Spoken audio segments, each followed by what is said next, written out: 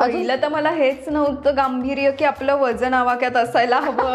आपण नीट दिसणं किती महत्वाचं आहे ह्याचं माहितीच नाही ना की हे किती महत्वाचं आहे. माझी सुरुवातच तिथून झाली.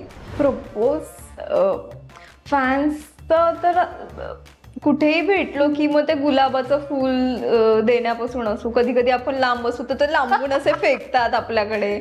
आजची आपली गेस्ट आहे आपल्या सगळ्यांची फेवरेट रिंकू राजगुरू. मला असं भूताची फिल्म मी पाहिली की मला असं वाटतं जिथे मी एकटी जाईन मागे कोणीतरी नाहीये ना, आता दार उघडलं तर बाहेर कोणीतरी नसेल ना, बेड खाली कोणी नाही ना, असं होतं तुझं कपाटावर कपाट उघडलं की मी कॉन्चरिंग पहिल्यांदा पाहिलेली खूप वर्षापूर्वी. मी दिवे चालू ठेवायचे त्याच्यानंतर. आणि त्यानंतर मी आयुष्यात कोणतीच भूताची फिल्म नाही पाहिली. मला खूप भीती वाटते.